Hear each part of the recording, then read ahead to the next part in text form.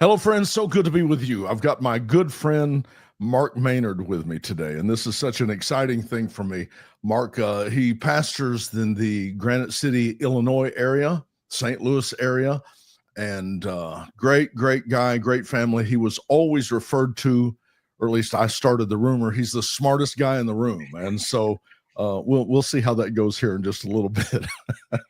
But it's good to have my good friend Mark Maynard. How are you, Mark? I'm doing great, Jerry. Always a joy. Every time I see you, I just laugh, and Well, that is me. That's the best thing about you. That is me. I always, of course, one of the fondest memories of my first time meeting Mark, which has been what now, 20 years ago. I don't know. Yeah, at least it's been a long time. Yeah. And he took me to play golf, and for the first 3 or 4 holes, he did Bill Murray, which he does a fabulous Bill Murray. He's so much fun. And so it's been a friendship, something that has fed me, I guess, for all of these years. I really think that one of the greatest needs in our life today is friendship, connection, relationships. And it's of course, I know God designed us that way. We're part of a body, obviously, I guess, from a theological standpoint, but it's just there's a genuine need to be embraced, to be accepted, to be a part. I had talked to somebody some time ago concerning the necessity for being a tribe, and of course, Mark, I say that. On one hand, the necessity of it, and and then I think about the bad side of that. I guess it's like somebody says, our family tree grows straight up. You got to have a branch in there somewhere.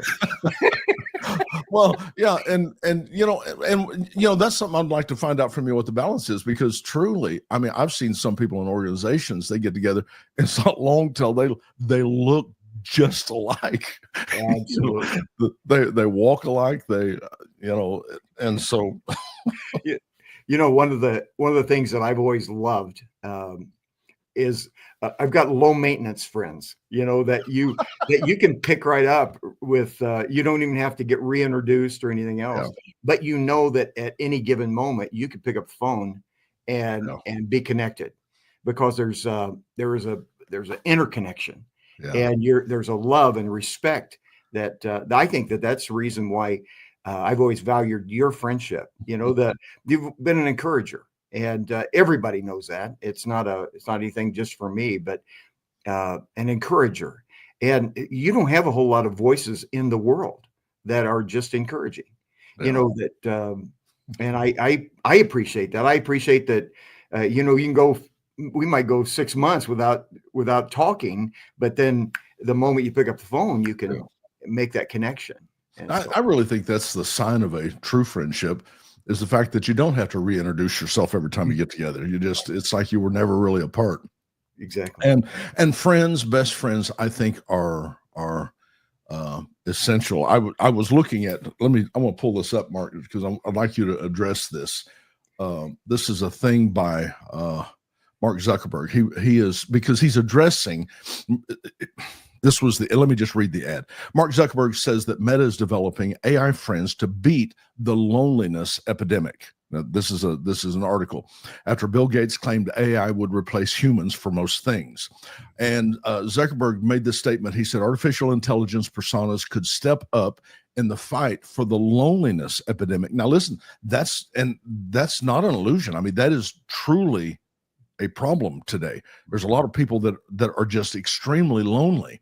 And so he is, in the way, I guess he, with his bots, that's how he's going to do it. So he says artificial intelligence personas could step up in the fight to fight against loneliness. Zuckerberg suggested his company's increasing integrated AI assistants and chatbots could help Americans make up for the friends that they wish they had in their life.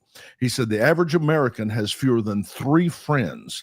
And he said the average person has a demand for meaningfully more I think it's like 15 friends, something like that, which I'm not exactly sure where he gets that. I figure if you've got 3 friends, you are loaded. Good. And he's talked about emotional dependency. He said some experts worry that users might develop unhealthy attachments to their AI companions, potentially impacting their real life companions.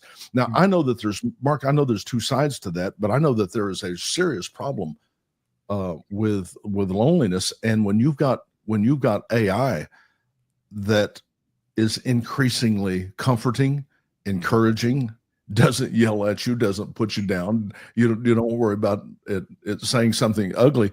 There's a tendency to embrace that, but there is truly a loneliness epidemic. Absolutely. You see it everywhere, and you kind of trace it back. We've blamed COVID for everything else, but honestly, I think COVID just pronounced it. It was there before, but it just became very evident during when we were separated. And this is worldwide. I was reading, I wish I could quote, like I should have pulled something up, but in regard to, I think it was Japan, they were having a minister of, like, I'm going to use the wrong word, but like a friendship, where they're wanting to nurture this because of the suicide rate. And so it's in regard to AI and the whole that attachment and replacement of human contact. Even this, watching on screens is not human contact. Yeah. I mean, you're getting some of the information, but when you're in the same room with someone, you can touch and really that's as much part of the experience as anything, not just conversation or words. And so I understand the AI, and I understand that from what I said, I understand. I don't understand AI. I understand that it is it is like a accumulation of everything else that has happened, and it's integrating those things together. And so It's not really anything creative or new. It's rather what is already out there. And so it's almost like our web search. And so we pull up what's out there. Can it replace human contact? I think the only thing it can do is be almost like a pacifier. It's not the real thing. Yeah. And I was and I had spoken to you earlier about this, but I really would like for you maybe to address that situation whenever Paige was running a marathon back in number. You told a story. Yeah. And the thing that struck me most about that, because running a marathon, great thing, family was there. But the thing that struck me most was the final line that you put in that of her need in her experiment in life, her experience. All of those things were wonderful, but what she really needed was her family. Yeah. At the end of that, that somehow that connection. Can you just kind of tell that story a little bit about what took place? Because that's a fabulous story. It really is. I'll tell you what, that was probably one of the best trips as far as ministry content, even though it was a marathon. I will just give you the Reader's Digest version of what I believe you're talking about. We had set up places where we were going to meet her and watch for her and wave as she goes by. Where was the marathon at? In Chicago. Okay. Thousands of people. I don't even know, 20,000 maybe runners or something like that. And so the streets were filled. And so we were getting around. We had already laid out the map of where we were going to meet, at each mile marker we were going to meet. And you get there, and we saw her at the first turn, got the wave. And then the second we kind of saw her, she was on the other side of the street, and we missed her at Chinatown. We went over to the next one, not knowing where she was in the race. We finally just gave up and went to the end. And at the end, we finally found her because they have the letters, where you can meet your family. and she just fell into our arms. She was exhausted physically, mentally, and she said it was so hard. She said there were some parts of the race where there was nobody, and we were all by ourselves and alone. And she said, this is the phrase that got me as a dad. She said, I looked for you and you weren't there. And you realize how many people are looking for us. Wow. And we're not there. There's just that reality, or hearing those words was just piercing and really life altering for me, realizing the importance of that connection and just cheering, the cowbells. She was saying that people along the route will call your name, or they'll yell out, keep going. And she said, you will not believe people that you don't even know, if they say something, it just feeds you. Yeah. And but when you look for your people, and you look for your tribe, I think is what you said. You look for your people and they're not there. I looked for you. And you weren't. Yeah. I truly think that is one of the most powerful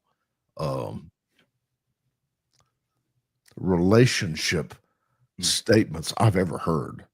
And I heard that number of years ago, but still it just impacts me today, because I just think that there's I've told people before, I am by nature, and it's something I ask the Lord for. I want to be an encourager, and I'll tell people, I'll say, I'm in your cheering section. Yeah. And that story was one of the very ones that inspired that statement from me, because I always try to make people know, I may not be right next to you, but I'm in your cheering section. I'll be there with the cowbells or whatever.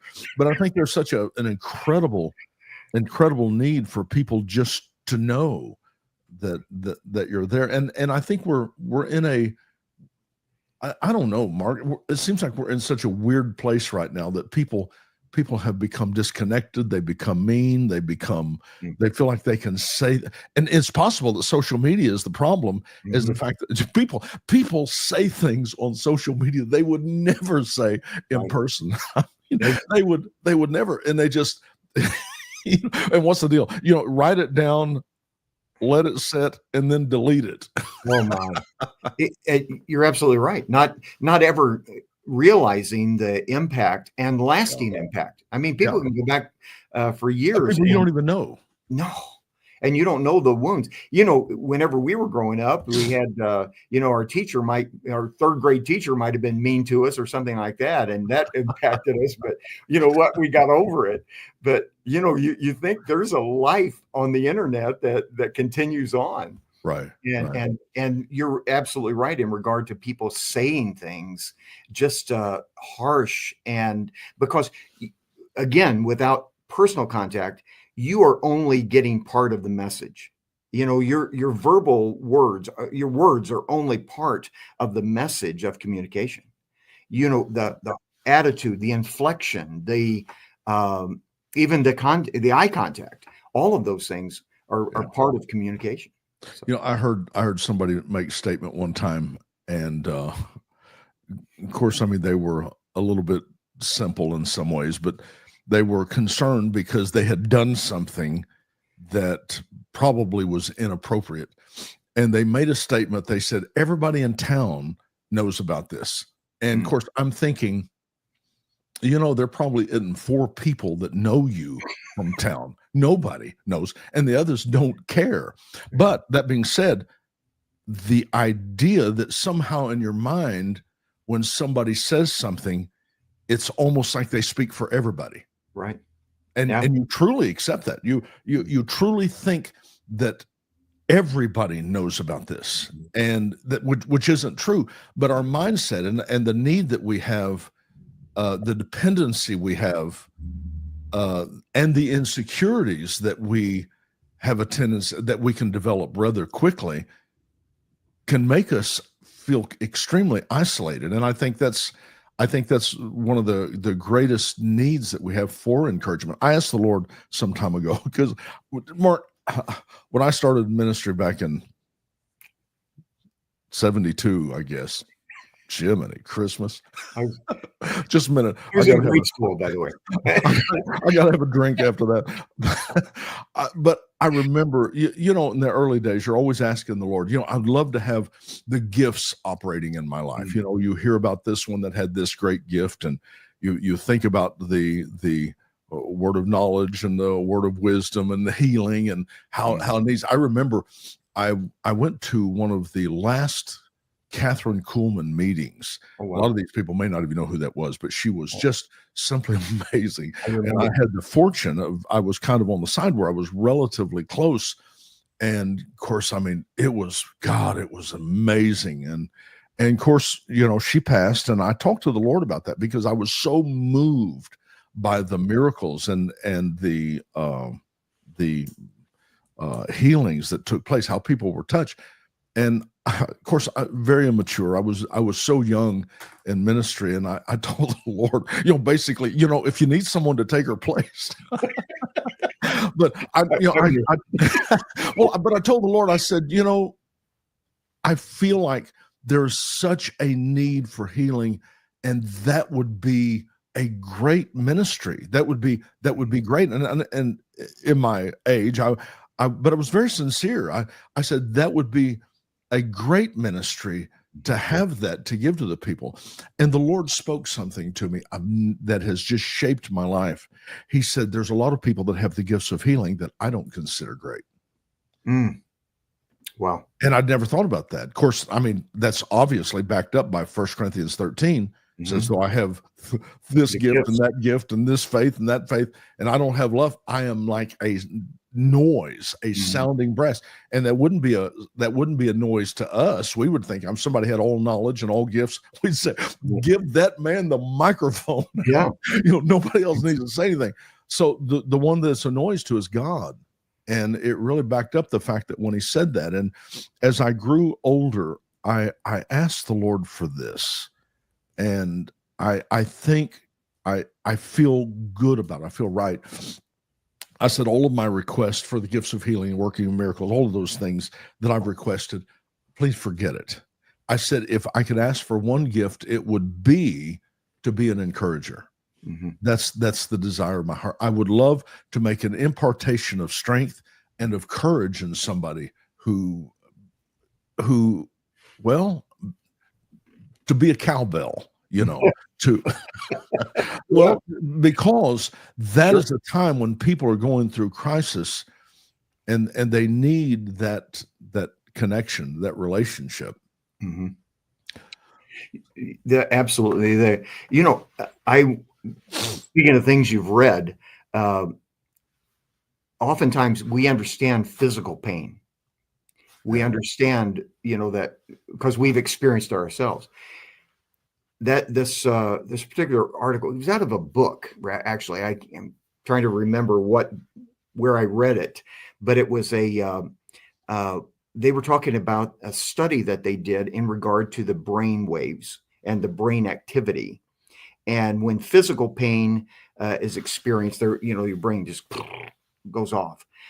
However, the study went and they were talking about how that emotional pain also has the same characteristics, that it is as real, it's as present.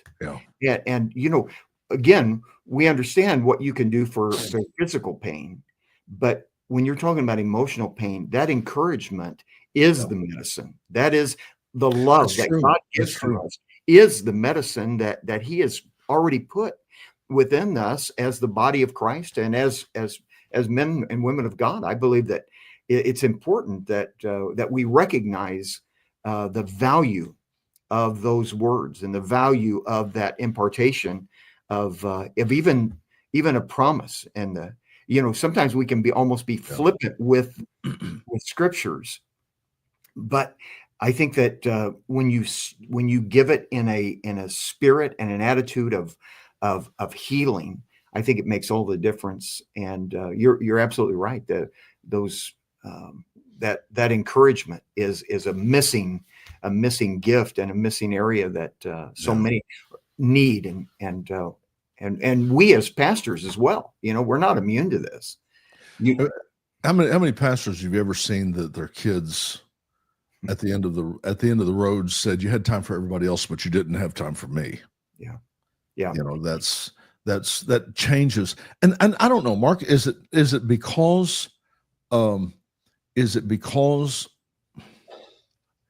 don't know. I'm searching for the way to even ask this. I know that ministry has changed over the last 100 years. Sure. It's become, in many cases, big business. And as a result, you see people getting involved in things that God didn't call them to. And you see breakdown and burnout and all these other things. But is it because the family has been misplaced, that we've been so deceived into thinking that we have maybe a Messiah complex? It's up to us to save the world. And we get these dreams of touching and changing the world, rather than maybe our first ministry being to what? Our family? Absolutely. Anytime you know that we've talked about this before, in regard to, I've seen it, the casualties of it, especially missionaries, those that are removed from their normal groups of people where that family can be ministered to. And it does. I don't know what gets in a ministers or any of us. We can obviously pursue the good things and miss out on what God has put into our hands, and really the blessing of our families. Part of it is maturity. Part of it is, I don't know, for lack of a better word, probably, like you said, the Messiah complex, where we believe that we've got, the world's not going to revolve until we get here. And I think that, and part of that comes, with the we're so stupid. So gullible. Well, every one of us, you think about the world around us, we think that somehow it revolves, and it does not. And the most irritating thing is that when you go on vacation, they have more people in church. That you have better services when you're gone. My sabbatical, our church grew. It's okay, brother. Listen, just take a couple more days. But it's part of that ego involved. Yeah, I don't know. Anyway, I want to ask you about something else here, because we do have a responsibility, obviously, for evangelism, for world missions. You take quite a few trips. Yours is mostly Guatemala. And that's kind of been, it seems like over the years, I know you do a lot more than that, but I'm just saying that has been seems like the focus for what you've been doing. Back to the AI, the artificial intelligence, the things that we've acquired through internet, there is on the other, not one side's a negative side, but then again, as with all things, it's a two-edged sword. There's also a positive side to it. And we have an opportunity to legitimately reach out in a way that was not possible 50 years ago, 40 years ago, was not even possible a few years ago. And, of course, I mean, the things now that the artificial intelligence, I say artificial intelligence, just the internet as a whole, has changed the world. Do you remember when we were kids and people used to talk about like the mark of the beast? Dear God, the mark of the beast. And it was I don't know about what you heard, but I always heard there was some 3 or 4 story building somewhere in the United States that held a computer that was the beast, is what they called it. And of course, now my iPhone has more capacity than that.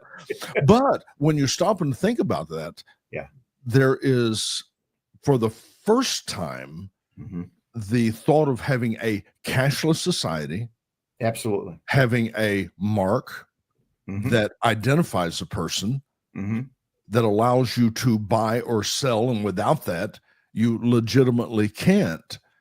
Now we're in a place where that could take place. Absolutely. Yeah. And I was just thinking about the other day, I went and, used the tap. I like that the best. Whenever you're using a credit card, you just tap it and Yeah.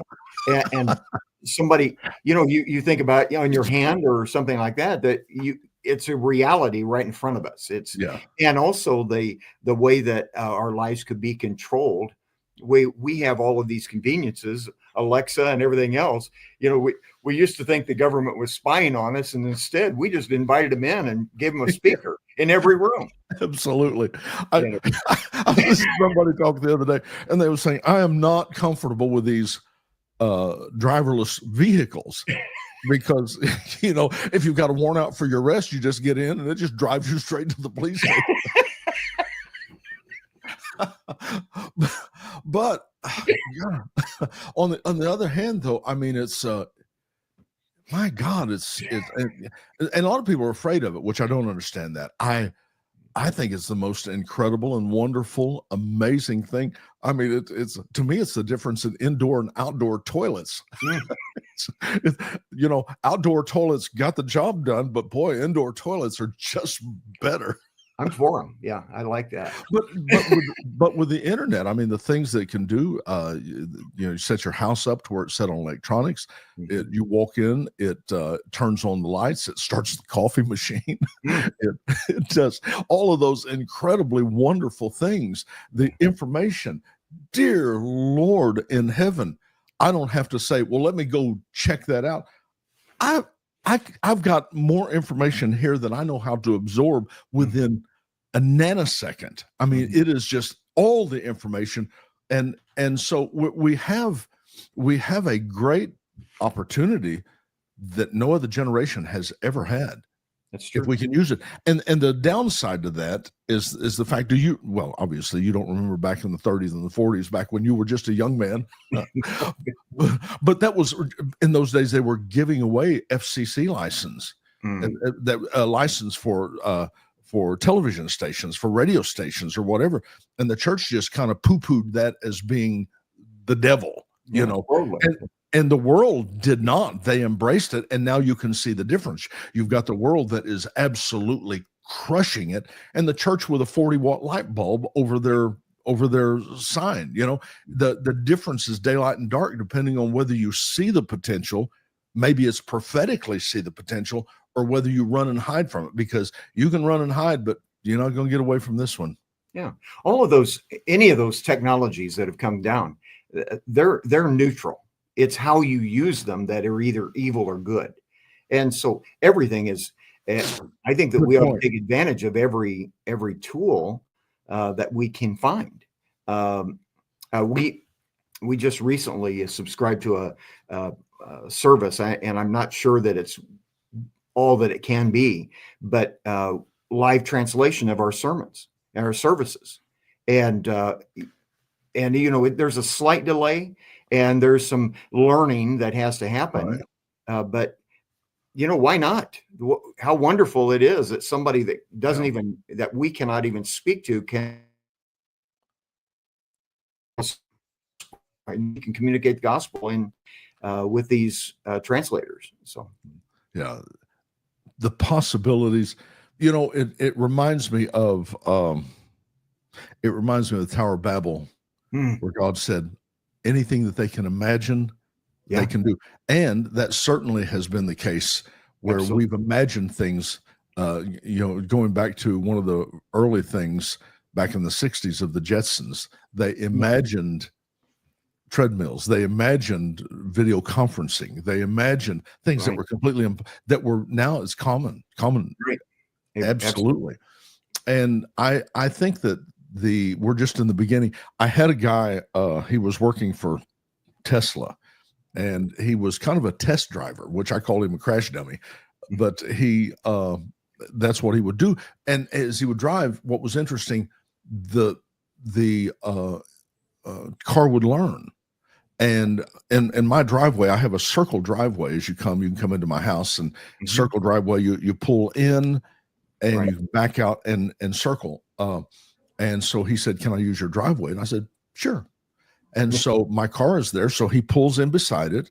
He backs out. He circles around, goes all the way around again, does it. And then he came and said, "Now, can you move your car to the other side where I can park on that side of your car?" So he pulled in there, backed out, circled around. And I said, what are you doing? He said, "Well, the car's learning." And after like twice, it started doing it by itself. And it, it's the most incredible thing. The advancement is happening so incredibly fast, and I think that's the big deal. I mean, even the possibility, Mark, of what you and I are doing right now, we take it for granted, right? But this is miraculous. I mean, it truly is for you and I to be able to have this conversation like this right now is, if this was 150 years ago, they would say, "Witch." Yeah, really. They would burn us. A miracle. But I mean, it's wonderful what's happening if we can be brave enough and bold enough to embrace the future and the possibilities, literally, of impacting the world in ways with technology is unlimited. It's unlimited. And so I just wonder, is this something you think you will use in your missions outreach? You know what, we have, I have preached online or preached by Zoom, or I forgot what the other format was, or the platform rather, but done that before. And it is amazing the availability of this worldwide already. I mean, in India and Pakistan and, the other continents that you can do that. You're seeing it impacting in the universities, where online courses are just outpacing everything else. Right. Where you don't have to, you can sit in the room of almost any college from your own desktop. Yeah. And so obviously it's going to take place. However, we're going back to that personal touch. It can never replace somebody that is actually there, that's actually laying hands on somebody. We've talked about that. There can be ministry in regard to information, impartation of those things. Really, whenever you are able to pray, hug, those things are things that probably there will always be a need for that that personal touch. Well, a lot of churches right now, they're doing video services, and some of them, now some people are doing it just because they saw someone else do it. And if that's not your grace, then it ain't gonna work for you. But there's a couple of people that are doing these video services to where basically you go and you sit, you have your own praise and worship. They've got people will make the announcements, then they kick on the video and the pastor speaks. And listen, I got nothing but admiration to say for those that are called to do that. They're carrying a lot bigger stick than I am. And I stand amazed. But I do see, though, that the church services in some ways have suffered in that it's missing that personal component. Of course, I'm a hugger. I violate people's territorial space. And I do it without realizing it. I unconsciously embrace people, and then it's not until afterward I realize, whoops, that was a mistake. But people need, you're right though, people need that personal. It's kind of like a little girl said, you just pray to Jesus. She said, "I need someone with skin on." Instinctively. Exactly. Yeah. Well, even those that are having that are connected or just showing the video of they always, there are people there on that campus. Yeah. There are people, and really the groundswell is taking place in those small groups where you're that's true. I mean, that's where the discipleship takes place. It's one-on-one. And even though you can have a dissemination of the same information and these great speakers and great opportunities, I think that still you have the need for one-on-one and people Yeah. that are interacting. So I'm not trying to be, poo-poo this and that, but I'm No, rather of course not. saying that I think that it's wonderful. I think of like Craig Rochelle, those guys that are just, Yeah. you know, Phenomenal, isn't it? and You can't compare your church to his. You no, just can't. The absolutely. guy, he's anointed for it. But you have that, he has that grace upon him, Yeah, he does. so it is touching, thousands of people Yeah, that everyone has their own place. I cannot. I think that insecurity comes whenever we start comparing ourselves. Well, I'm not this, that's true. and if I do that, I really I fall short, and I'm not even sure I know anyone that's doing more than Greg Rochelle is. He is phenomenal what he is doing. But let yes, me go back to a point what you said just a moment ago. The small groups. Do you think that the answer, and regardless of what it is, do you think the answer is fellowship groups for the opportunity of that personal connection? I mean, listen, at church, Mark, the size of your place, there's no way in the short amount of time that you can embrace, have a meaningful connection other right, than shaking hands. I'm so glad you're here, that right, type thing. absolutely. There's really not much more. Do you think that every church should try to embrace the small group model? Hmm. No, because uh, I can't say that a program is what they need. Trying to make what I would do here fit in Elgin, it is not going to happen. There has to be their own. You have to have your own DNA, and Right. so there's even differences in locations in the country and how people interact. I True. do think there is a tremendous cry for that connection.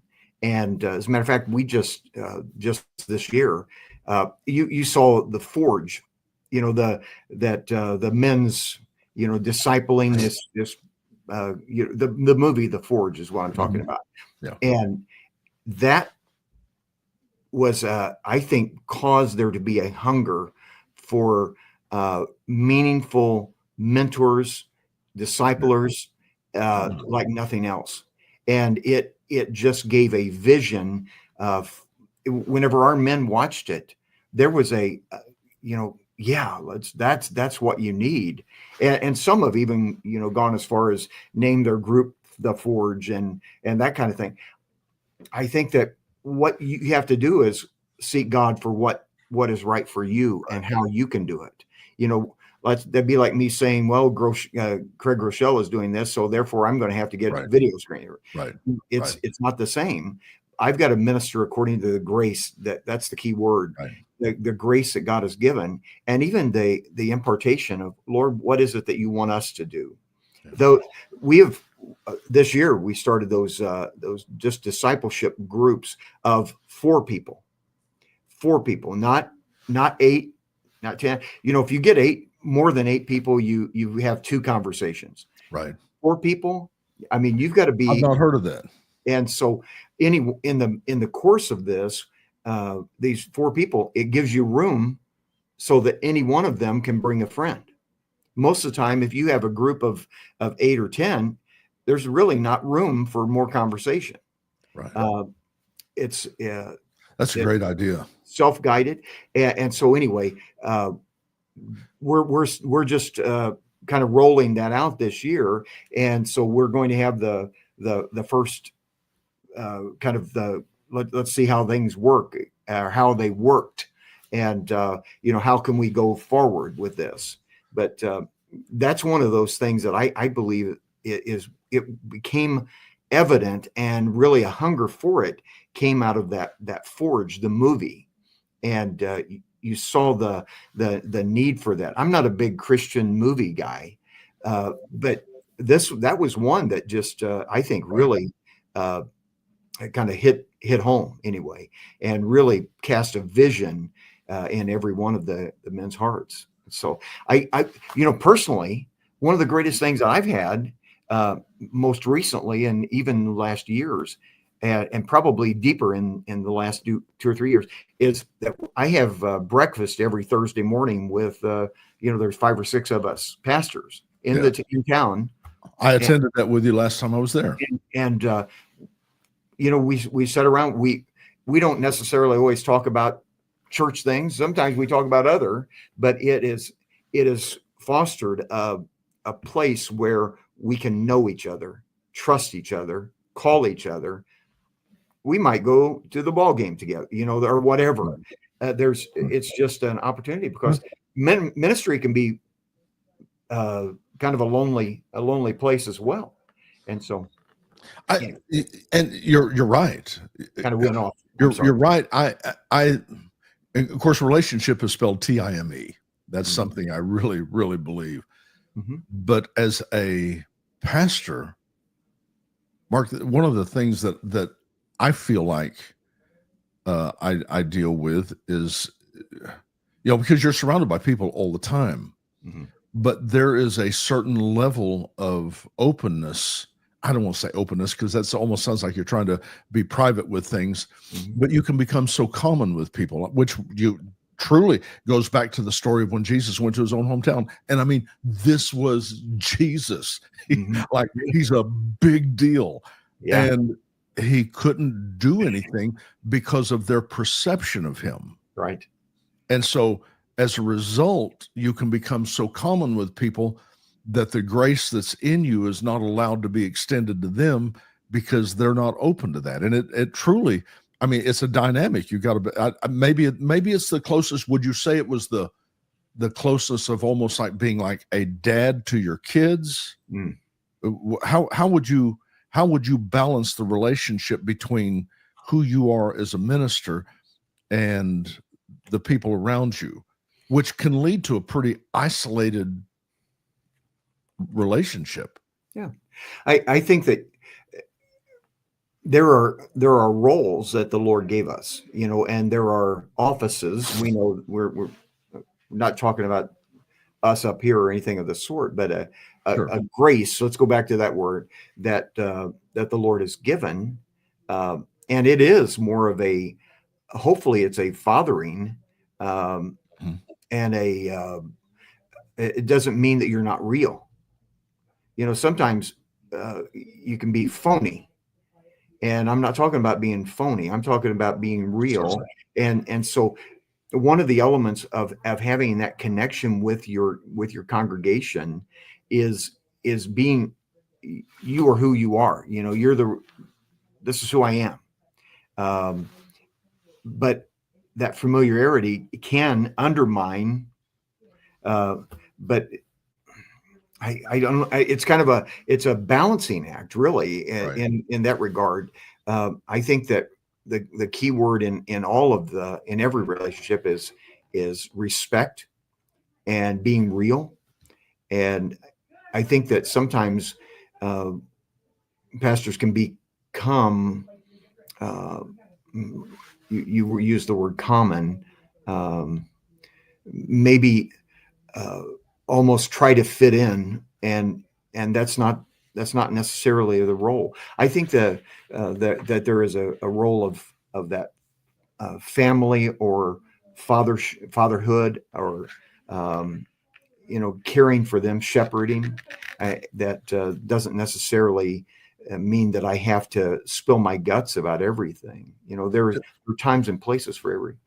Does that foster loneliness, though, in people that are in positions like that? Sure. I think it obviously can. And loneliness means that there are relationships and places where you can have needs met with different individuals. There are people that from your congregation, for example, that you love them, you love to be around them. They're great people, but at the same time, whenever you're having ministry concerns or things that are not working, that's when you go to your brothers. Right. You have a brotherhood. You have so it's a relational thing all the way around. And it's not that you're trying to hide, but rather there are things that I feel like if you overshare can be detrimental. And Well, see, I feel, and I know a lot of people, but I feel closeness, for instance, with you that I don't feel with most. Mhm. And maybe it's just the common thing we share in life and ministry that makes that happen. But I just see ministers that, and I say ministers, those are in leadership that can become isolated, which can open the door to things that are inappropriate. Sure.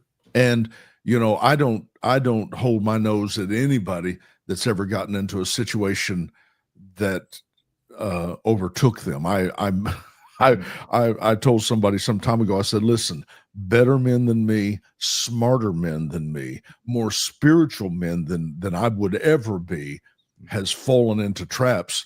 And I had to be careful if I think somehow I'm above that. I don't care who you are, because there's so many things I think that are tied to emotions, to needs that we have, that in many cases, unfortunately, just simply are not getting met. They're not. Yeah, and I fully agree, and I think that there is a tendency to where when that loneliness comes, to find I guess something to take its place, an outlet.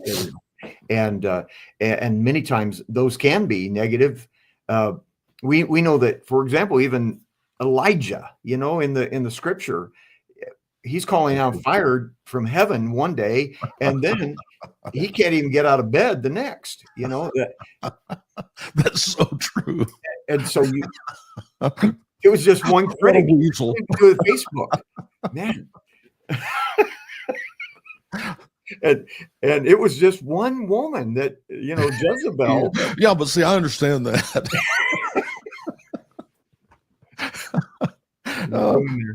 She's been dead for a long time, and she still scares me a little bit. Oh, no. But it's just because it really becomes especially in ministry, it's almost like a trap. It's so easy. Of course, what Romans 12 said, don't think more highly of yourself than you ought to think. Think so, because that can happen. Right. And I get amused at people. They're looking for somebody to carry their bag and, a servant to run in front of them. And I've never been given to that. It always felt awkward to me. I was at a church, back some time ago. And, I don't know. They assigned some young man to take care of me. And he met me at the car, and he's wanting to take my bag. And I almost found it annoying. I'm thinking I can carry my own stuff, but I just always have. And all he was trying to do was just be courteous and be nice. And I appreciate it, but it feels awkward to me. But I've just seen people that goes on the other side of that. And it's almost like, boy, if you're not careful, there's such an elitist attitude that you can develop, caught up in false pride, maybe in thinking yourself. I think we lose the fact that we are called to be servants first. We wash feet.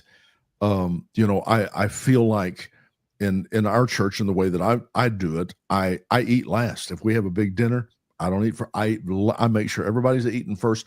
I don't park closest to the door. I park farthest away. Now, and I may be in the ditch on that, but it just seems, to me, it sets a precedent that says, this is how you need to behave. Of course, it's frustrating to me that I will park so far away and everybody else will say, well, thank you. Yeah. and then they park right up by the door. And I'm thinking, you idiot. Yeah. That's not what I meant. I think it all goes back, though, to the ministry heart and your motivation. It's not a phoniness. Now, I think that genuine heart of Christ. It was that very thing, that he didn't come to be served; he came to Yeah. serve. Yeah. And so I think having that viewpoint is healthy, and I believe it's to honor the Lord. I'm not.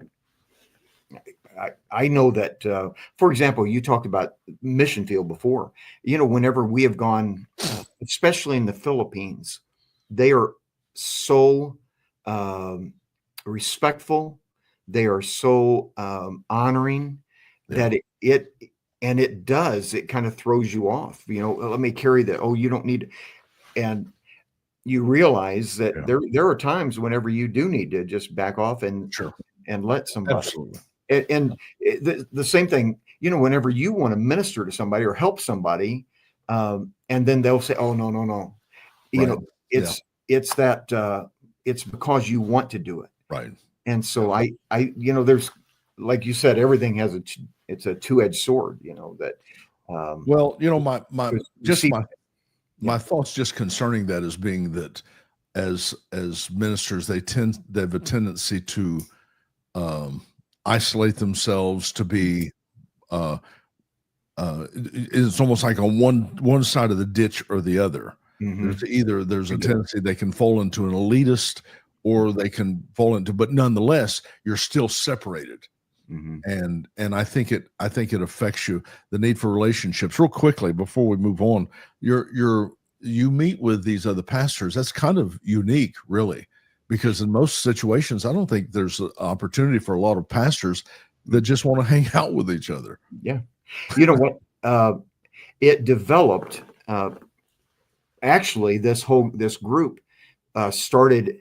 It started whenever the Nicky Cruz came to town, 1977, Dear Lord. and that was, and so the pastors started getting together. They called it Agape, and this group kind of developed out of that, Wow. and it kind of evolved and it's gone through all kinds of things. Still, the first Tuesday of every month is still that Agape Day, but we started again going to different people's churches and sitting and eating donuts, and then we would come to houses. For example, I come on to the house and we'd sit at the table and pray together, and that is what solidified those relationships. Wow. And then you realize that we're all in this together. Right. That there will be people that will go from one church to the other. I mean, these are all guys that well, let's see, one, two. Well, there's three of us right here on Maryville Road, within a half mile of each other. And anyway, but you the longer you spend with somebody, the more you learn their heart, you learn their habits, you learn their desires, and just a respect and honesty. Honesty goes right back to it. But anyway, it is unique, and it's a blessing though in my life. I look forward to it. Well, you've modeled it. It's not something that and I can just say from what I've watched with you, it isn't something you've taken. It's something you've given, and that has worked. Hey, I got to ask you about something. All of the He-Man genes rise up in me when I hear you mentioned this, but you took part in an excavation in Israel. Oh yeah, Indiana Jones kind of thing. I built a hat. Just running from the rocks. Yeah, that's right. I just want to know, did you find the ark? That's all I'm looking for. We looked at every hole. And believe me, you know what? Tell about that. What happened? That was one of my bucket list things. My dad took me to Israel whenever I was 12 years old.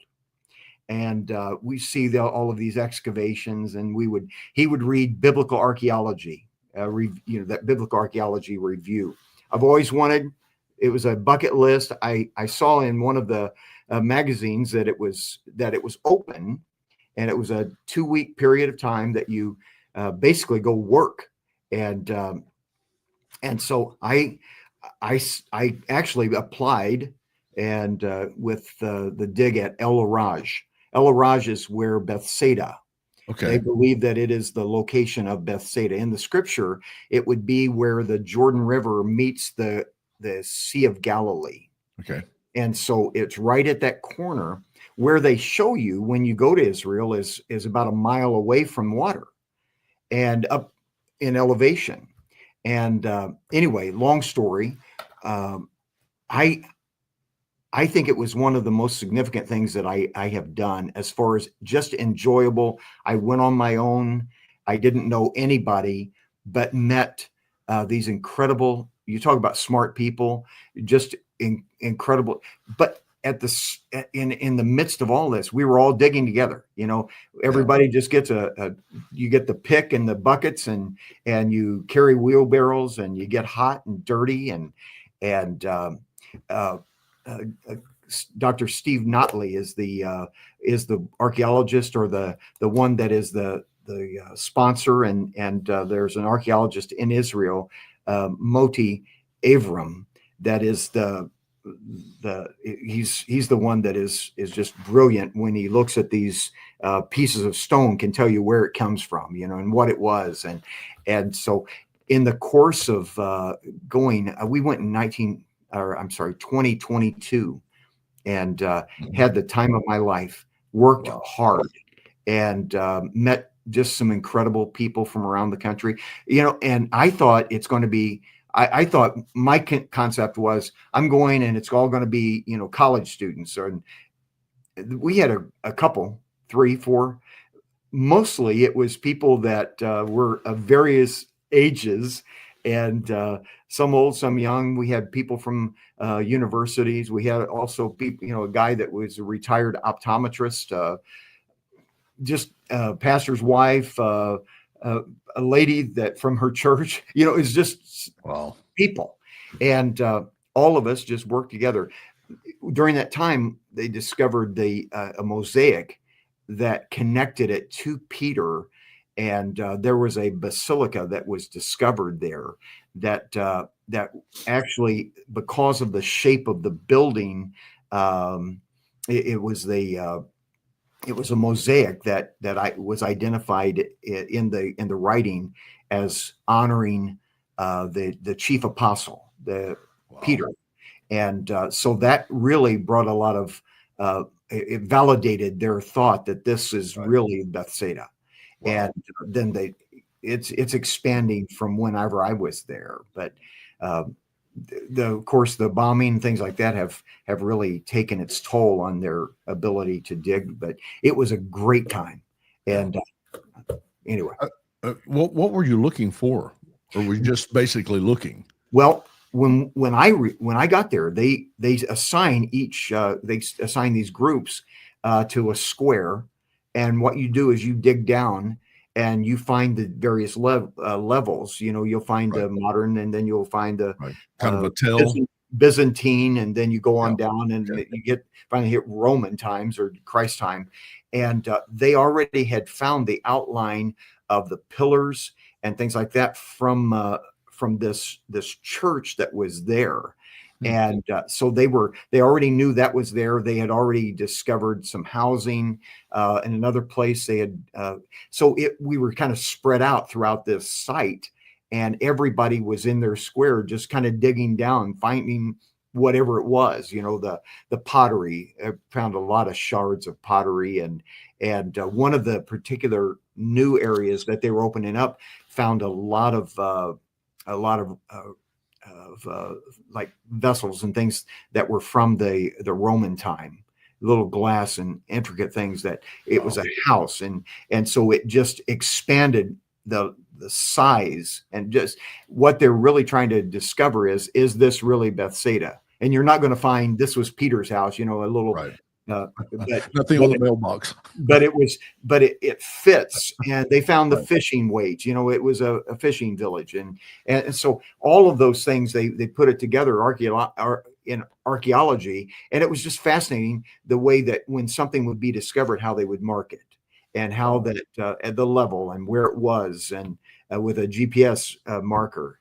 It was just a fascinating process. It's not just something that somebody says, "Oh, right, it's right over there." It's Yeah. rather a process of learning, and again, it was a great time for me, and Are it you, was a great time to be away as well. But are you going back? I am going back to Israel in February of this coming year, but I am not going on the dig this year. I would love to, uh, maybe next year, but the dig is it's usually during the summer. Then they have a fall session that I had looked at, but I just haven't pulled the trigger yet. If I would go, I would probably go in November when they're closing everything up. Right. Yeah. Anyway, Well, yeah. When's the winter start there? I don't know. I, I don't know. listen. I remember we went to Israel a number of years ago, and it was we ended their winter basically. It snowed as we were leaving, but Yeah. we, Mark, I'm not In kidding. January or February. Probably, yeah. Yeah. But we they had opened up the new area for baptism. It wasn't up by the Sea of Galilee. It was down closer to Jericho, and they had opened that up, and it was for baptism, and it was not even really set up for it because you just kind of stepped into the deep. And Oh my. I baptized about 30 people, something like that. And I stepped into the water and I couldn't breathe. It was literally, my whole body went into shock to the point that literally it was ice. And I couldn't breathe. I told the guys with me, I said, I ain't sure I can do this. I mean, literally, it was, man. it was, and people were coming in. I thinking, I've got to keep my cool here because if people know how bad this is, ain't nobody coming in. And they got into that water, and you would think they were having some deeply spiritual experience. Oh my God, it was. One of these I need to ask Shonda about her experience with that, but it was and when I learned the term chilly Jordan. Right. At that point, I mean, I've found out I do not see how it could be that blooming cold, but it was. But what an experience that we had. I love Israel. I haven't been there in a few years now, Yeah. but I love it. Isn't Beth Sien? Isn't that a place that someone was basically digging a number of years ago and discovered that, and they unearthed that thing? Beth Sheehan has been around for a period of time. I don't even Yeah. know when they first excavated. That's massive. Yeah, it is. Yeah. It's huge. But I don't know what year that was excavated. I don't have any idea. I know that those are it's probably one of the best preserved cities and relics and things like that. But as far as the date, I don't know when that took place. Yeah. It is fascinating. And in regard to baptism, even up up in the north where they take you, I'm trying to remember the name of the place, but Yardent or something like that, where they have it all set up. They have the nice dressing rooms. Right. I believe that Christ was probably baptized actually down in the south. Yeah. Where by Jericho. Yeah, that was my thinking, because they came down from that mountain, came across the Jericho, across the Jordan into it, and that's where I think Jesus was baptized. I do too. That's where we went.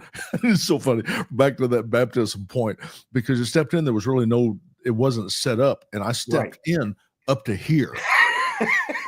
And you can't baptize people when you're up to your neck. You just pull them down is all I can figure. Besides, I'm trying to find my footing. But but you know what was amazing to me was sitting at that point, and you look up that mountain on the other side of the Jordan, and to imagine 1 million people coming across that spot. My God, what that must have been.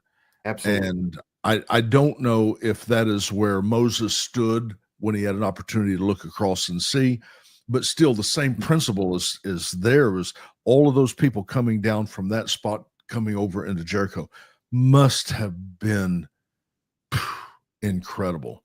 I love the historic aspect of it. It isn't just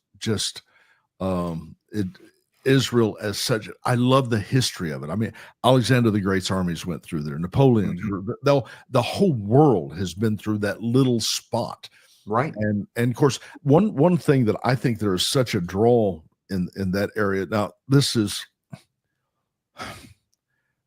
obviously speculation. I'm sure you probably have heard talk about it, but the fight over that rock, it's where they're in Jerusalem. And have you ever been inside that dome, the Golden Dome? Back in the day, you could. Yeah. Way back when. And that's all it is. It's just a flat rock.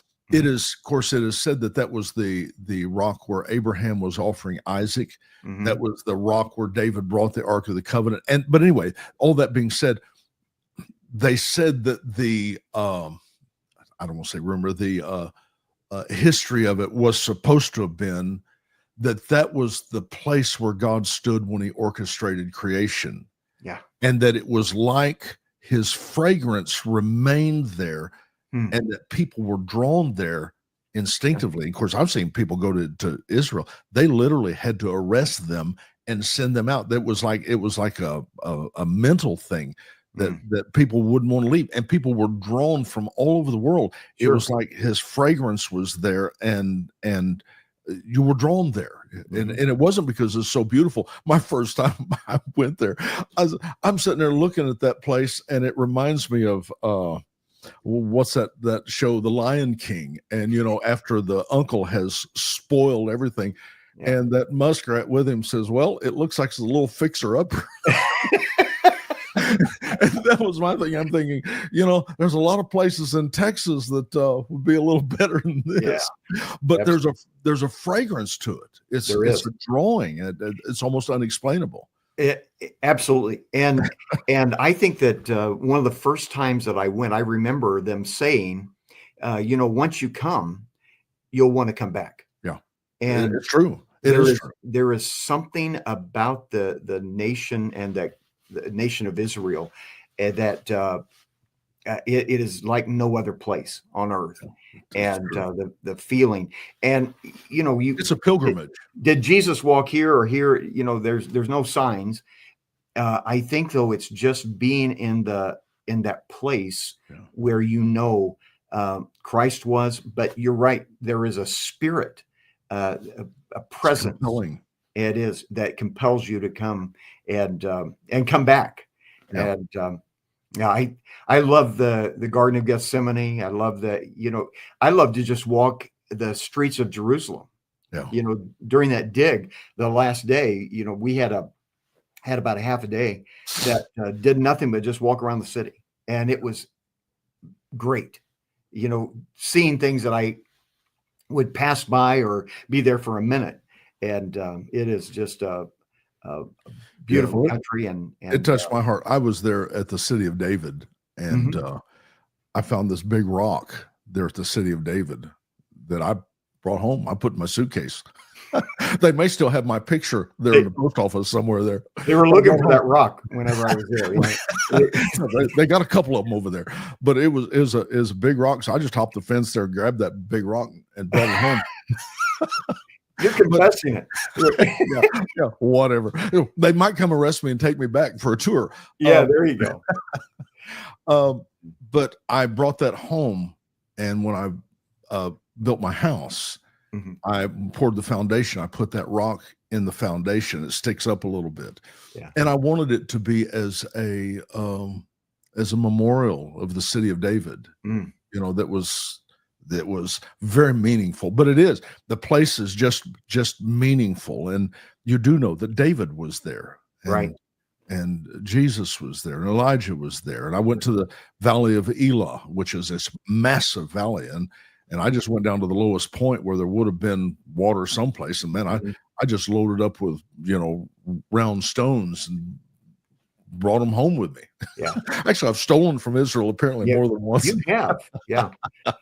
But, you just, you fall in love with the place. And I don't hardly know how to explain. There aren't words unless you have been there and you understand that love for it. Are you open to take people that's not in your group? Oh yeah. there's people that are going that are not part of our church. Absolutely. And yeah, February. We're going on the 17th through the 26th. And it's going to be a kind of a basic tour, Mhm. hitting all the highlights, but especially just getting to spend time in Jerusalem is powerful. Up around Galilee is actually where Jesus spent most of Oh his yeah. ministry time, Yeah. and all Yeah. of that area. I was there during that dig, and it is fascinating too how Yes. close and Yeah, the you whole know thing you think of, it's kind of like in the United States. You're thinking, well, we got Mount Rushmore way that direction someplace in the yeah, East Coast and the West Coast, but there you just simply point out, well, let me that was the mountain where Saul was killed. That yeah, was the mountain where Elijah was. That was the mountain of Transfiguration. I mean, yeah, and it's all literally within visual. yeah, You just see it all. just about, yeah. Incredible. There it is. There it is. There it is. Yeah, Yeah, yeah, it is. that's true. I think though it helps you to visualize when It you're makes it reading come the alive. scripture. It helps you to visualize, Yeah. like the you were talking about that place of. I'm trying to recall what they call it because there's 2 or 3 different names. Bethany beyond Jordan, is the Jordanian side, but in that you can picture the Judean desert where Christ was tempted. You understand baptism, then the temptation. Yeah. It's just so. It puts a picture in your mind. It allows you to see it. Yeah, I was there. Yeah. One last thing Okay. about Israel, and then we'll move on. Uh, did you enjoy swimming in the Dead Sea or floating? Swimming. Yeah, I it's the weirdest float. thing. Yeah. It is the weirdest thing. Obviously, it's the most mineral-rich place on Yeah. the planet. So dense that you just stand there, and you're just standing up to you're just standing there. It's just a crazy. Of course, you don't want to get it in your eyes or your Oh, mouth. right. But people come from all over the place because of what it does for your skin, the sun, the salt. Your skin is like baby skin for days. I mean, it's just incredible. Right. And to me, that was just simply an amazing experience. The Dead Sea. That has nothing to do with anything spiritual, but it was an amazing experience. It is an amazing experience to be in the sea of the Dead Sea rather, and that anytime you're going on that side, it is just it's interesting to see the geography. Then of course you usually when you're down going to the sea of the Dead Sea, you'll go to En Gedi, you'll go to Masada, you'll go to Qumran, and then Masada to the was north. interesting. All of that is fascinating. Yeah, it was. So, yeah. Okay, I want to get just a couple of other things I want to ask you about pivot points in life and ministry. I like to always ask this while I've got somebody with me because everybody has had something that kind of shaped their life one way or another. Sometimes it's subtle, sometimes it's very intense, but we all face kind of pivot points in our life where we could have gone one way or the other. Was there a single thing that kind of shaped you into what you are or what you feel about yourself, your ministry, your life? Was there any particular thing? Wow. That's a big question. I know it is because there were, in your lifetime, there are several pivot points that you could have, that really made a difference. In my personal relationship with the Lord, it was probably at Toronto. Yeah. I'd heard about the Toronto outpouring, and I decided, you know what, I need to go, and I got on an airplane, flew up. Mark, a lot of people don't know about Toronto. Can you say just a little bit about that and what happened there? There was John Arnott was the pastor, a guy from St. Louis that basically held a revival, and it just continued for years. And during that time, there was just an outpouring. There were all kinds of stories about excesses and different things that happened. But I will tell you, when I walked in that place, it was there was something different that was tangible. it wasn't personality driven. One of the nights, the guy that preached, as preachers, we always want to, hey, let's go for the sermon, and I mean, he kind of thumbed through his Bible. I want to take over here and I was looking for a good 3-pointer in a poem, but he delivered this word. He said, anybody that wants to come for prayer, and they had duct tape on this worn out carpet across, and you go stand on the duct tape. Doesn't matter if you're the preacher, pastor, apostle, whatever you call, or you get on the duct tape and you stand there, and then you never know who's going to pray for you. It's not like the mighty man of faith and power is going to come by and blow on you. It is rather, you might get a grandma, you might get a kid with blue hair. You don't know who it is, and that's what I loved about it. In that, I experienced a presence that, and it was a love of God. It didn't fully hit me until I got home. When I got home, for the next weeks, I would be in bed and I would feel hot tears running down my face. The presence of the Lord. And it made me know that God loved me. Yeah. I think growing up in church, a lot of times we are, especially if you come from any kind of legalism or anything like that, you're not sure if God's mad at you today or not. And to experience something like that was life altering.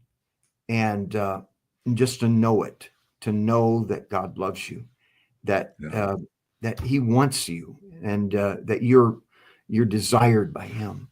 I think that if everyone could experience just that, or know that, not hear it, but know it, and that it came with just an overwhelming presence of God that just was surrounding me. And I think that really changed my personal relationship with the Lord. You look at situations like Toronto, Pensacola, some of the places that genuinely just had this amazing move of God. I went to Pensacola. I did not go to Toronto. I went to Pensacola, and I wasn't impressed by the preaching. I wasn't even necessarily impressed by the singing as such. Okay. But it just had an impact on me. Yeah.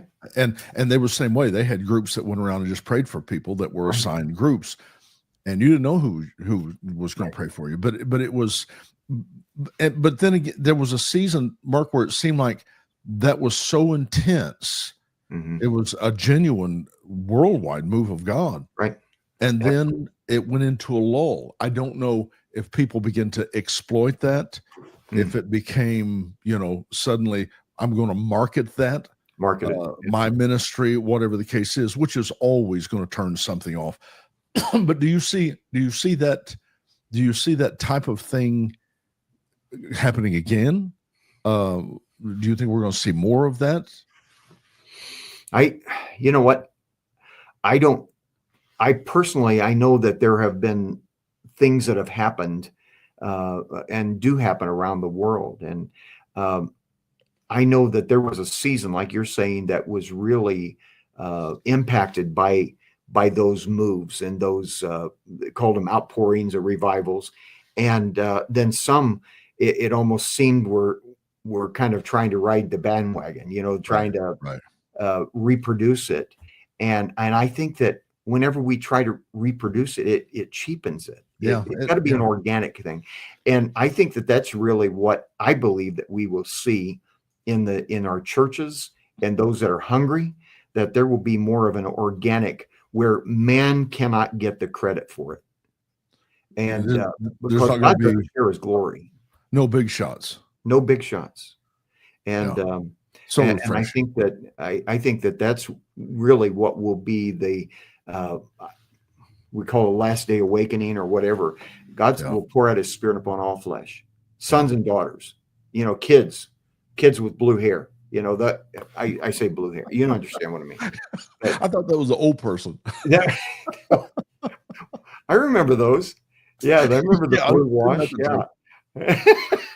Yeah. Well, But organic in that it right. can't be reproduced and it can't be cheapened. And I think that that's really the As a uh, personal reflection, what's important to you now? Where you're at? I mean, you go through it in life. Let me just preface by saying this: there's a lot of things that I used to think was important that I've come to realize that that's not important. yeah. And there's a lot of things that I didn't think was important that I found out really was. Hmm. Kind of the old saying, the older I got, the smarter my dad got. Yeah, And exactly. so we go through a series of discovery as to where we stand with our family, our Mhm. life, our relationships, what's happening in government, and I don't know. It's just such a broad spectrum. What's important to you right now? What's your focus on? You know, I have found myself the whole grandpa thing changes you. It does, doesn't it? You know that be and it you I want to have become give. pitiful.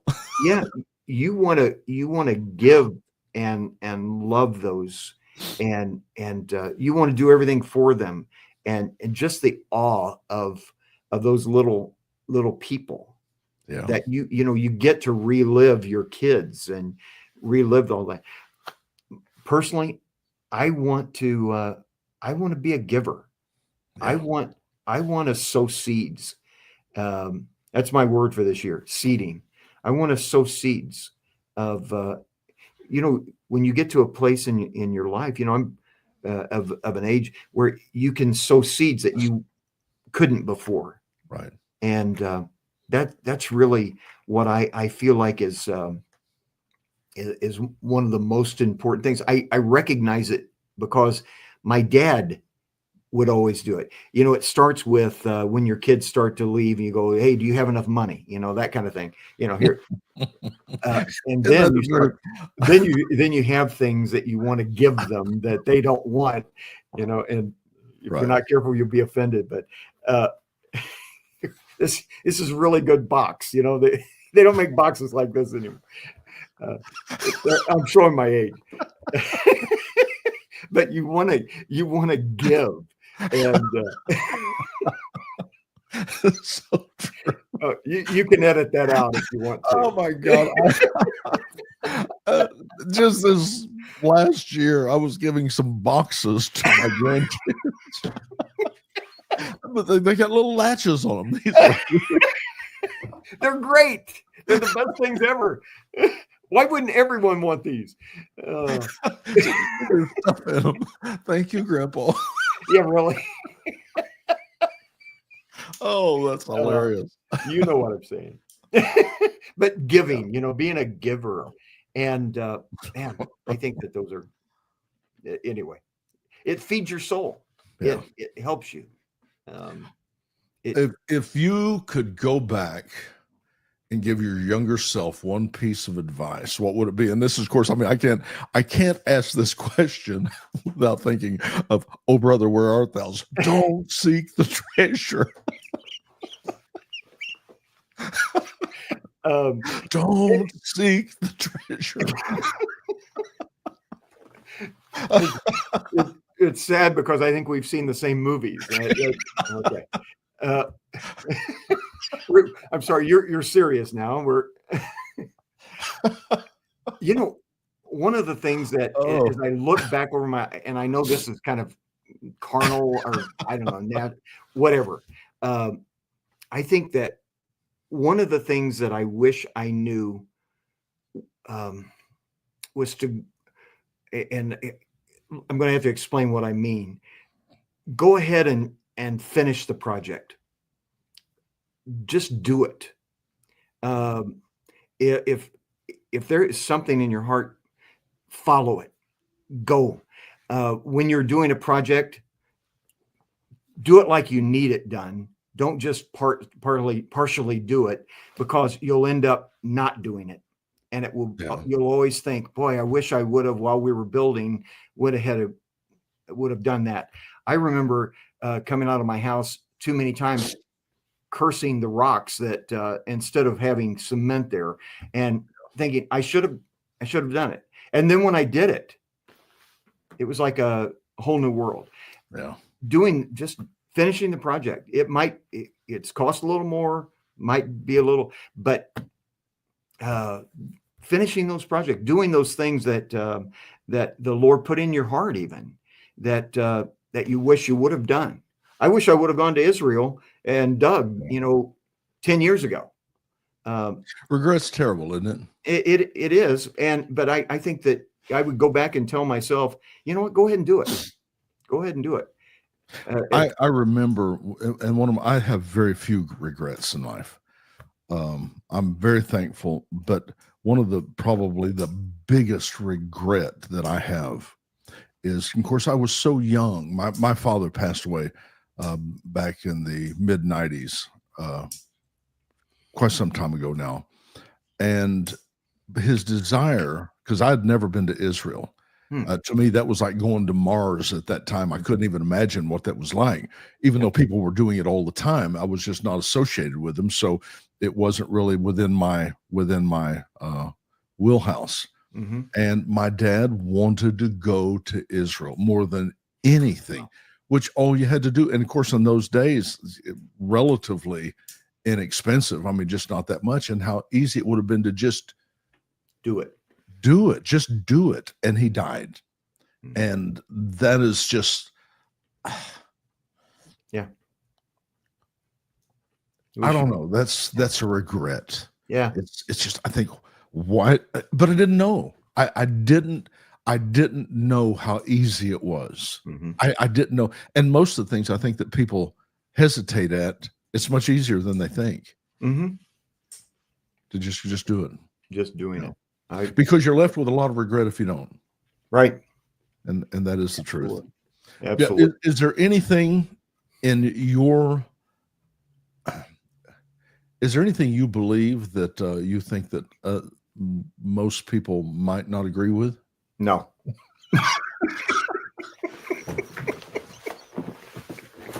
Nope. You're not going to bait me into that one.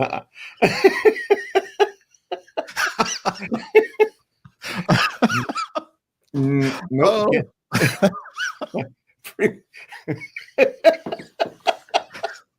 What about you? Let's talk about you. Yeah. What is it that you believe that no one else does? Enough about me. Let's talk about you. What do you think of me? Yeah, that's exactly right. Yeah, no, I can't think of anything either. Yeah. Well, so I just throw it out there. All right. No, you know what? There's nothing that immediately comes to my mind. I'm sure there's plenty that I believe that others may not see. And sometimes it's just that you think that you are the only one, and you find out that there's others that have had the same thoughts and have the same feelings, but Okay, well then let me do before we change the thing. Let me throw out something that might be controversial that you can comment on. Great. Thanks. What are friends for? Yeah, really. You're talking about excavating in Israel. Okay. They used, and I should have said this earlier, I was thinking about it. They say, I say they as though, it's on the internet, so it had to be true. Right. That they've got equipment now that can with sound see things that are below the surface. Are you familiar with any of that? I absolutely. Ground penetrating X-ray. Yeah, sure. I'm for it.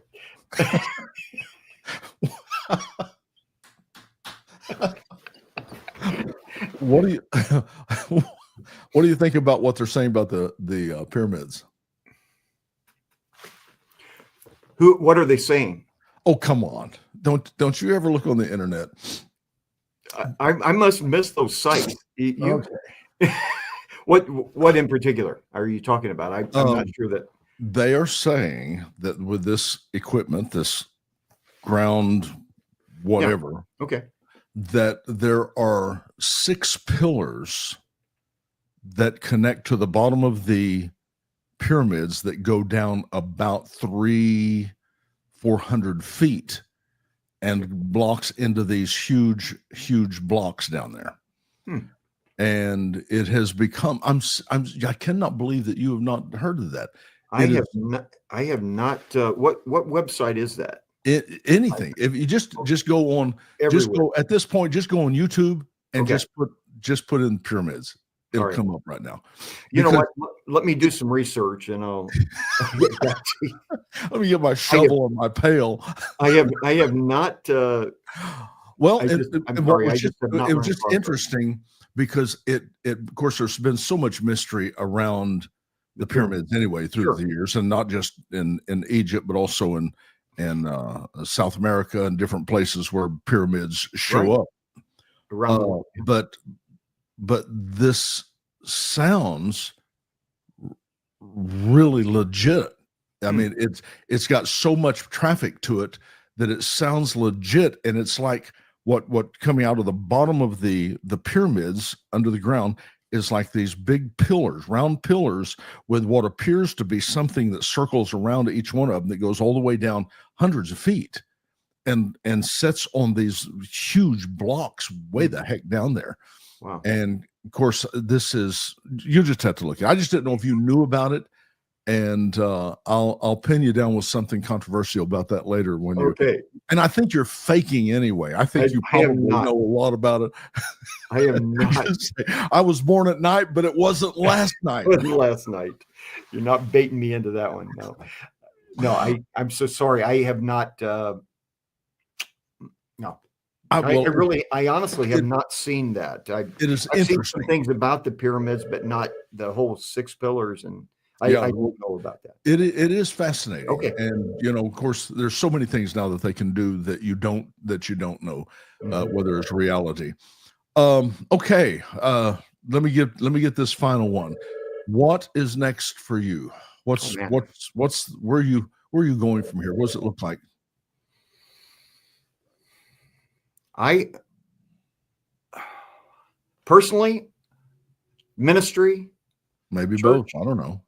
It's hard to those intermingle so much. Yeah. I'm not. I know that this is a great season of time, for ministry and things like that, and I'm very comfortable in it.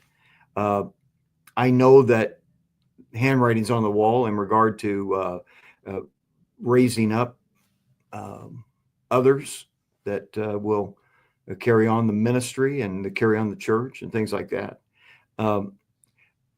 Personally, I feel like there's almost an uncertainty about even our world, and I don't feel like I'm that I have a crystal ball or anything else as far as what's going on, but in my gut, it feels like things are changing at such a rapid pace that I think that the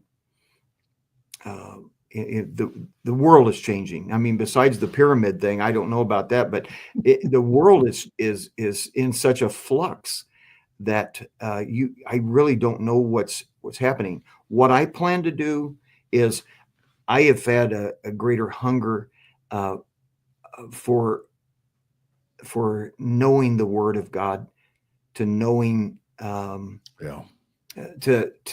minister in a better way, in the most effective way. I want to leave this city, this community better.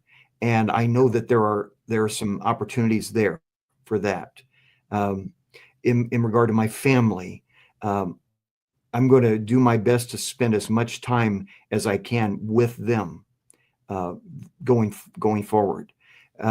As far as the like I mentioned before, the church having really putting things in place so that there is a continuity of of ministry and a deepening of every one of our leaders. And so those are some of the kind of the 1, 2, 3 year things. But beyond that, I don't know. I don't have, those are things that I am focusing on myself. Does that help? I face that because there's kind of the feeling like you're supposed to have these big visions in front of you. And, I'm finding myself wanting to basically live for the moment. Mm. I feel like that's where I'm at more than anything else. I know I should be a little more visionary, but golly, I mean, I've done this thing for so long. Mm-hmm. I've had my millennium and it wasn't that great. I mean, it was just, I did my thing and it was, but I find myself just being at peace in the moment, Mm-hmm. not any, and I guess maybe it's the fact that the key is to wait for instruction. Mm-hmm. What a novel idea. Right. And, I'm matter of fact, I'm preparing for a couple of weeks from now in regard to direction for ministry. And one of the things that I feel like that I've been focusing on or studying is, how can you hear the voice of the Lord, knowing that voice and even being able to communicate that to others. Sometimes it isn't such a, people think that it has to be some kind of a grand scheme of things. And sometimes it's not just the grand scheme. It's that everyday incremental improvement along the way that really makes a difference in our lives. Yeah. And so, physically, for example, we're taking some strides there, doing things that we haven't done before, and educationally as well. So I think all of that has to be, it's more incremental than big grand schemes. Does that? I hope that answers. Yeah. No, absolutely does. Yeah. It does. Well, Mark, I have kept you a long time. I really appreciate just the visit with you. Yeah. Your friendship is a treasure to me, and I mean that. And yours to mine. To me, I know that you're a great man, and you have a great ministry, great influence, and I just really am looking forward to future things that we can do together. We'll look for opportunities for sure. Yeah. I love you, my friend. And I love you too, Guy. I want you to take care of yourself. All right. I'll see you later. All right. Thank you. Bye-bye. All right. There we are, guys. We are just wrapping this up with Mark Maynard. I've had a thing on his screen. I don't know. I messed that up somehow. It just had Mark. I don't know. His full name is Mark Maynard. He pastors a church in Granite City, Illinois, and just a fabulous. If you've got information that you would like to have from him, just let me know, and I'll get that information to you. Those of you that may be interested in taking a trip with him to Israel, he's a phenomenal guide and so inclusive, so kind. And so stay in touch. And I think it'll be a good relationship. I love you guys. I want to say thank you for spending this time with me always. And I'm looking forward to this next time. You got things that I can do for you. Please let me know. And I'll certainly be praying for you and just believing with you and standing with you. I know God has great things for you. I know he does. And so I want you to believe that, just receive it, and let's go for it. Okay. All right. Love you guys. I'll talk to you next.